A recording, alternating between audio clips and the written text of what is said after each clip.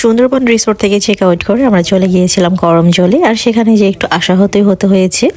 এখানে আমরা প্রথমেই ঢুকতেই দেখতে পেলাম কুমিরের ডিম, তারপরে হচ্ছে বাঘের পায়ের ছাপ, তারপরে দেখতে পেয়েছি আমরা বাঘের নখ আর একটা খুলনার ম্যাপ।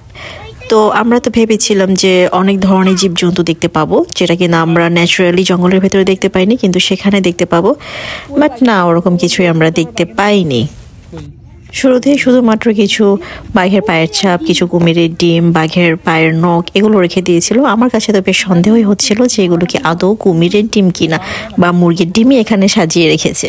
বাচ্চারাও কোশ্চেন করছিল যে ওরা এগুলো কোথায় পেয়েছে। তো বললাম যে বাঘ যখন মারা যায় তখন হয়তো বা নখগুলো খুলে খুলে রেখে দিয়েছে। তো ঢুকতেই প্রথমে পরিবেশটা কিছুটা এরকম ছিল, এরকম হালকা হালকা জলাবদ্ধ ছিল। সামনের দিকে যেতেই দেখি যে রাশফিন রাহিদ ওরা হচ্ছে হরিণের খাবার কিনছে। এটা হচ্ছে কিছু শাক হতে পারে। তো এক আটি শাকের দাম হচ্ছে 5 টাকা।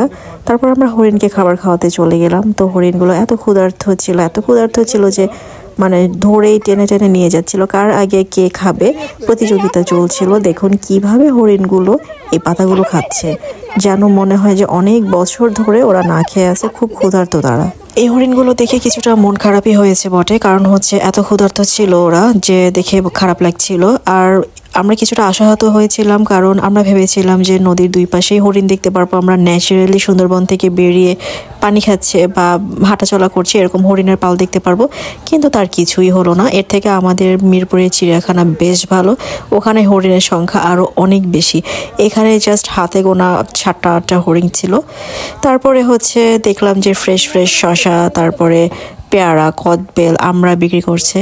তো আমরা কদবেলওয়ালা মামাকে জিজ্ঞেস করলাম যে এই ফলগুলো সেখানকার লোকাল কিনা, খুলনারি কিনা। উনি বললো যে হ্যাঁ, এখানকার সাতক্ষীরার ফলই এগুলো। আমরা যেখানেই যাই সেখানকার লোকাল খাবার খাওয়ার খুব চেষ্টা করি। তো একটু সামনে এগোতেই দেখলাম যে কুমিরের বাচ্চা, ছোট ছোট কুমিরের ছানা। এর থেকে আমাদের চিড়িয়াখানায় অনেক অনেক বড় সাইজের কুমির আছে এবং এর থেকে ঢের ভালো কুমির।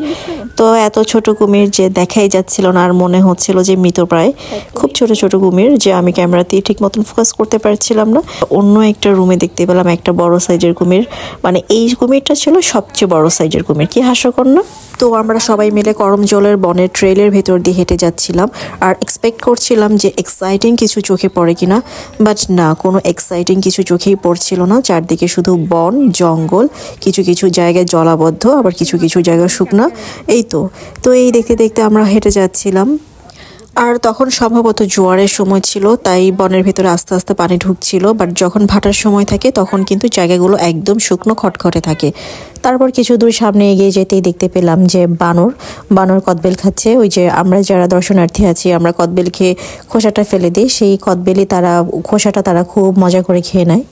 আর এই বানরের ভয়ে আমাদের হ্যান্ডব্যাগ, ভ্যানিটি ব্যাগ সবকিছু আমরা নৌকার মধ্যে রেখে আসি, কারণ মাঝি ভাইয়ের কাছে শুনেছি বানর নাকি হাত থেকে ব্যাগ নিয়ে দৌড় দেয়, মানে হচ্ছে গাছে লাফিয়ে উঠে সেই জিনিস আর ফেরত পাওয়া যায় না। মজার ব্যাপার হলো আমরাও বানরের কবলে পড়েছিলাম। সামনে ওয়াচ টাওয়ারের দিকে কদবেল বিক্রি করে, তো ওখান থেকে আমরা কদবেল কিনে নিই। তো আমাদের সবার হাতেই একটা করে কদবেল ছিল। তো বানরের স্মেলিং পাওয়ার সম্ভবত অনেক বেশি, তো ওরা আমাদেরকে অ্যাটাক করেছিল। ওখানে 7 থেকে 8টা বানর ছিল, তো ওরা আমাদেরকে অ্যাটাক করেছে। তো আমরা কোনো মতে সবাই দলবদ্ধ হয়ে মানে দৌড়ে পালালাম। তো তারপরে হচ্ছে আমরা ওয়াচ টাওয়ারে উঠলাম। ওয়াচ টাওয়ার থেকে দৃশ্যটা দেখতে অনেকটা এরকম। ওয়াচ টাওয়ারের ওয়াল, সিলিং, পিলার দেখেন কি একটা অবস্থা। মানে আমরা বাঙালিরা যেখানেই যাই না কেন ওখানেই একটা মানে চিহ্ন রেখে আসতে চাই, মানুষের নাম লেখা, কোথা থেকে এসেছে এসব লেখা। কি একটা অবস্থা, মানে তারা পকেটের মধ্যে পেন্সিল, মার্কার এগুলো নিয়ে সুন্দরবনে ওয়াচ টাওয়ারে আসে, এটা ভাবতেই আমি খুব অবাক হচ্ছিলাম। তো ওয়াচ টাওয়ার থেকে দৃশ্যটা এরকম, ভালোই লাগছিল। তারপরে ওয়াচ টাওয়ার থেকে নেমেই আমরা আবার ব্যাক করলাম, যেহেতু করমজলে আর দেখার কোনো কিছুই নেই। আর আমাদেরকে ওদিনই ঢাকায় ফিরতে হবে, ফিরতে ফিরতে রাত হয়ে যাবে, তাই আমরা একটু তাড়াতাড়ি করে বেরিয়ে গেলাম। তো আমরা আবারও পশুর নদীর উপর দিয়ে ব্যাক করছিলাম। এখন হচ্ছে জোয়ারের টাইম, তাই পানি অনেক বেশি।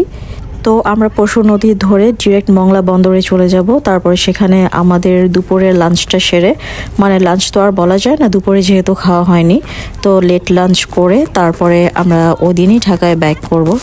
তো এই হচ্ছে আমাদের বাস, আমরা বাস উঠছি। Bye bye Mongla, bye bye Sundarban. তো আমার ভিডিওটি দেখার জন্য অনেক ধন্যবাদ। আল্লাহ হাফেজ।